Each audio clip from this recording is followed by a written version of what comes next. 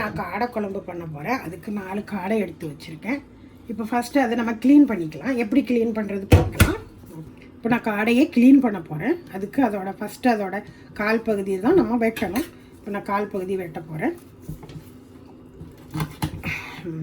2 கால் பகுதியும் வெட்டுறேன்.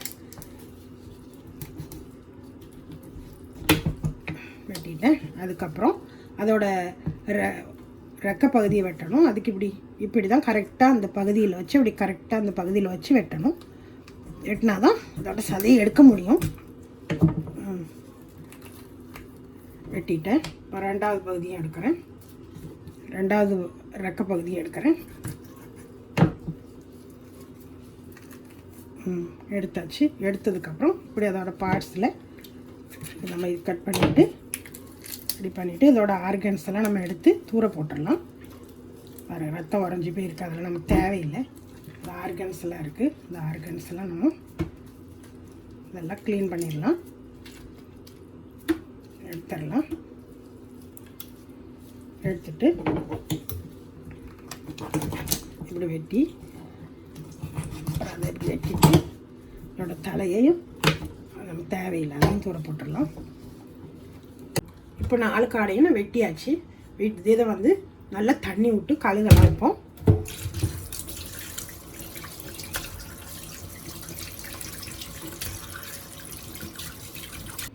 இப்போ நல்லா கழுகியாச்சு. கழுகுனதுக்கப்புறம் இப்போ நான் அதில் பாத்திரத்தில் போட்டுட்டு இதில் வந்து மசாலா போடுறேன். பாருங்கள், ஒரு 2 டேபிள் ஸ்பூன் மசாலா போட்டு அதுக்கப்புறம் கொஞ்சம் உப்பும் போட்டு கொஞ்சமாக போட்டுக்கலாம். தேவைன்னா பின்னாடி போட்டுக்கலாம்.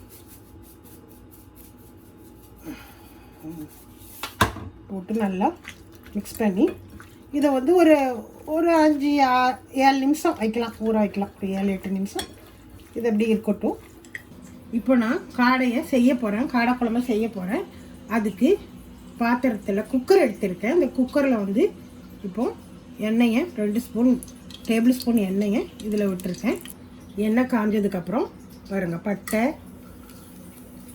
ஏலக்காய், இது பிரியாணி லீஃபு, இதையும் போட்டாச்சு.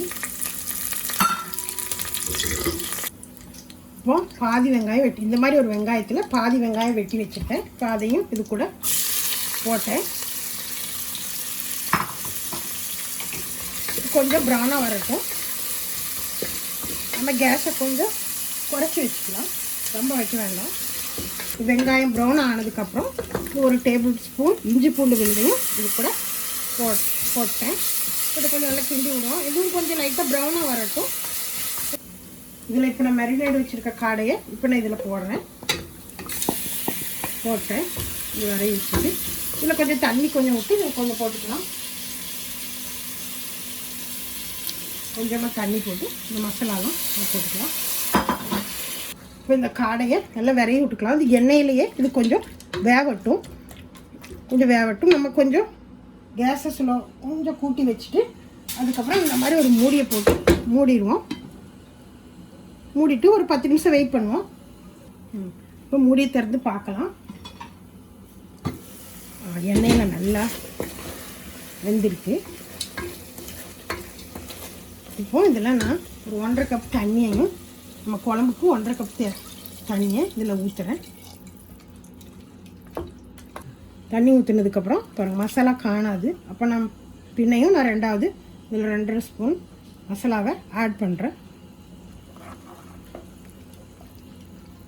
இப்போ நம்ம மசாலா போட்டதுக்கப்புறம் நான் அரைச்சி வச்சுருக்கேன் 1 டேபிள் ஸ்பூன் கோகோனட்டையும் தேங்காயையும் இது கூடயே சேர்த்துடுறேன்.